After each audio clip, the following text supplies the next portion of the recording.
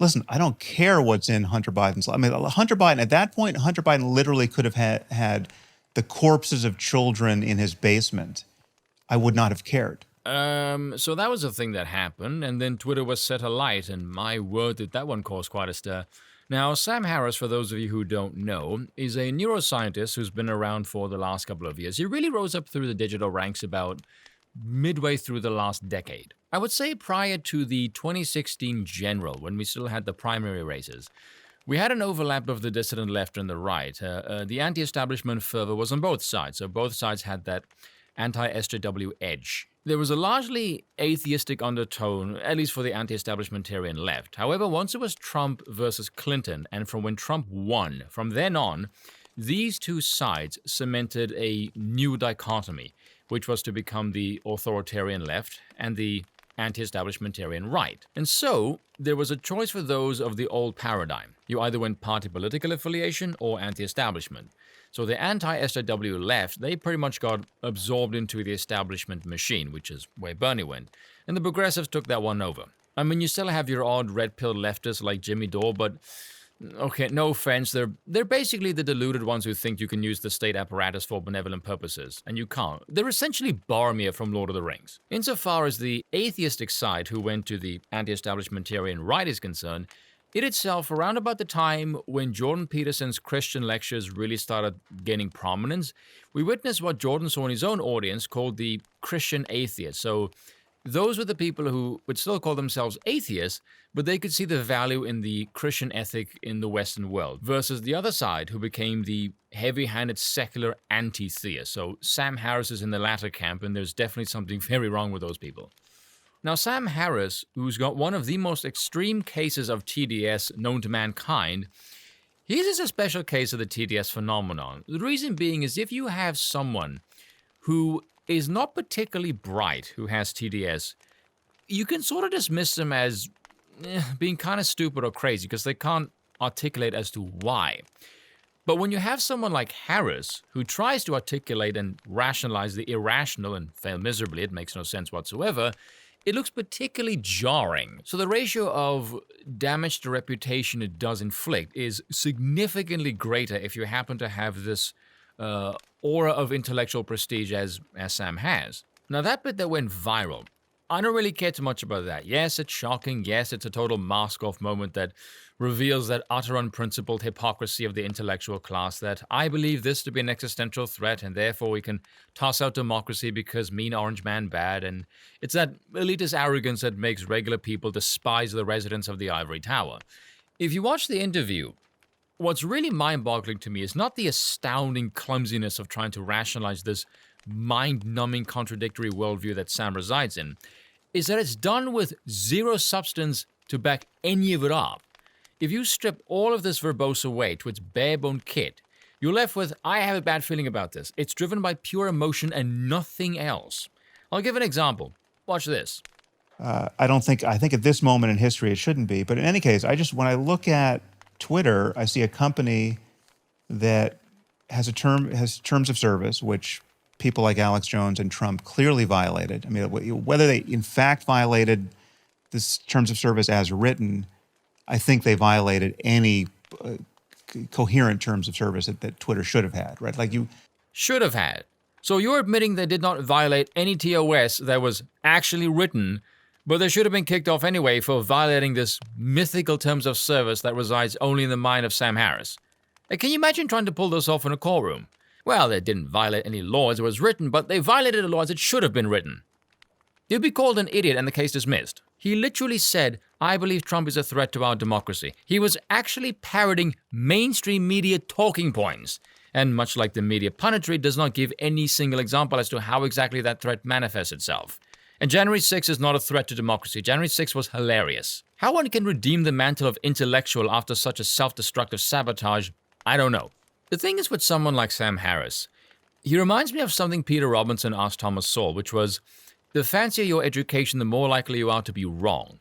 And Thomas Sowell agreed, saying, I think there's something to that, because the fancier the education, the more likely you are to spout off about things you know nothing about. And Sam Harris is very much that type of intellectual. For all of his ire at the woke nonsense, He has all the traits of a Wilsonian progressive. He's arrogant, elitist, know-it-all, and favors going full-throttle authoritarian because he thinks he knows better than everyone else how to construct the world for the moral good of society, a society ruled by professional expertise. Harris has no idea how the government works, or if he does, he's an establishment shill. To claim that someone like Hillary Clinton would be constrained by the apparatus is utterly laughable. She is the nexus point of everything that is wrong with the apparatus because they share the same damn interest. I remember in 2016 listening to a podcast, and one of the people said, "We don't know what Trump is going to do, but we know exactly what Clinton wants to do, and that's the problem." Harris incorrectly thinks the predictability of government is not the problem. Everyone else correctly thinks the predictability of the establishmentarian apparatus is the problem, because again, he does not know what it's like to be a regular Joe. Trump did not say crazy off-the-wall shit. Trump actually spoke about genuine issues that Americans face that the establishment had zero interest in actually solving. He just said it in a blunt, very straightforward way, and that appealed to people. And you can see this is the case with how quickly Biden just deliberately destroyed the country as soon as his dementia-riddled carcass was dragged into the Oval Office. He literally came into office and made problems that did not exist when Trump was at the head of the helm.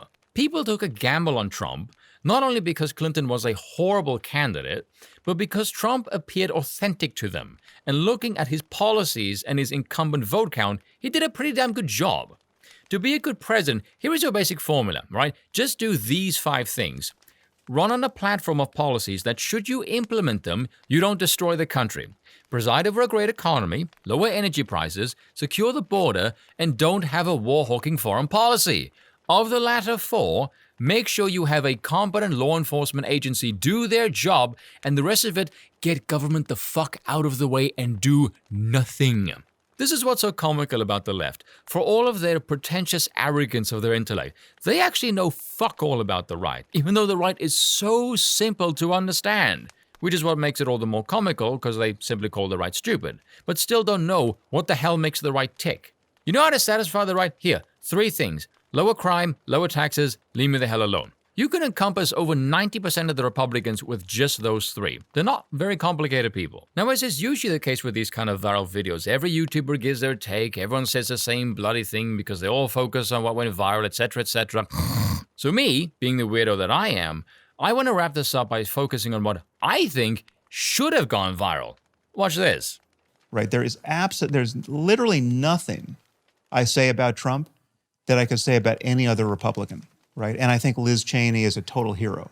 Right. So, and I don't agree with her politics at all. Right. Like Liz Cheney is a religious maniac by my lights. Right. And in that sense, kind of a terrifying political figure, like the old me who, was just worried about Christian theocracy in the United States, would have just revolted at everything she would attempt to implement as a politician. But at this moment, she has no bigger fan than me because of how she's dealing with the Trump phenomenon. The Trump phenomenon is not a matter of political partisanship. Democrats simming for Liz Cheney, what a typical DC swamp thing to do. And his logic for doing so is probably the most inconsistent and stupidest thing he says in the interview, which is really saying something. Saying his old self, who was concerned with Christian theocracy in America, which yes, I'm sure the warmongering Cheneys would implement somehow, for fuck's sakes, would be revolted by everything she would try to implement as a politician. And yet he is her biggest fan because of how she is dealing with the Trump phenomenon. But doing what? The kabuki Soviet theater of January 6th that none of her constituents give a shit about? That got her absolutely womboffled, yes, that's a fun word, off the face of DC for failing to actually represent her constituents in Wyoming. Even as the overwhelming amount of money she accumulated for her re-election bid came from outside of the state of Wyoming. Basically, Sam Harris does not give a fuck about what the hell the voters want if he deems their opposition as a threat by a metric that's based on absolutely nothing but his own moral pretentiousness. But hold on, here's the golden moment. It's not a matter of I probably agree with half of his policies or more than half of his policies. It's not a matter of policy. It's a matter of having someone who's totally unfit to have power be given more power than any person in a generation. And he's unfit for in every possible way. It's like it's not that he's just got a few screws loose. Like every screw is loose. Every screw that you would want totally cranked down is loose or non-existent in him. How do you consider Cheney, who suffers the heaviest loss of any establishment candidate, whose policies you admit you would not like, compared to the guy you think is totally unfit, who supposedly has every screw loose, whose more than half of his policies you actually agree with? By what freaking metrics do you deem him unfit then? Sam, would you mind telling us what the hell do you think are the duties of a president? What's so astonishing is Sam went on Twitter to try to explain all of this. He did a piss poor job, by the way. He's rightfully getting torn to shreds. Is after all of these years of this utterly hypocritical irrationality, all he had to do to save face is right after he said that, if he had simply focused on that part for the rest of the interview with regards to Trump and tried to give a rational argument for which policies he approved of and disapproved of, I reckon none of this would have even happened. Hell, he could have even maybe repaired some of his own self-inflicted damage over the past couple of years, but no, he decided to instead double down and make himself look even more deranged and authoritarian than he already has. What a genius. But in my previous video, I asked how does one man make so many people just go pew and switch off? So I formulated a hypothesis as to why and how I think Trump drives the elite crazy. Is that these people in academia have spent so many generations cultivating this status around a particular worldview. So they've crafted tools and methodology exclusive for the analyzing of that worldview. These people can be rational and even crafty, but only in this one particular sphere. So when Trump came along and completely rejected it and still attains this level of success, these people have no idea what just happened because he just utterly broke their tools and methodology, which is why they can't explain his success or why he is a cultural phenomenon. The left have no creativity for their imagination except for this delightful paranoia, which is why I joked before, if you said, I'm a vegetarian, they'll go, oh, you hate Jews, because they think that one little thing that's in common with this villain they have in their own mind equals the final destination. Like imagine these people were all programmers, and Trump swaggered in there one day with a new language and wrote a better piece of code. They all get pissed off because they can't understand or explain the code, and so they must destroy it. They've grifted for generations off the prestige cultivated by the universities they've attended, and now that they're forced to explain the phenomenon that they don't understand, many of them actually look really, really stupid, and so Trump can undermine them, and that is what drives them completely insane. And that is all for today. I will see you all next time.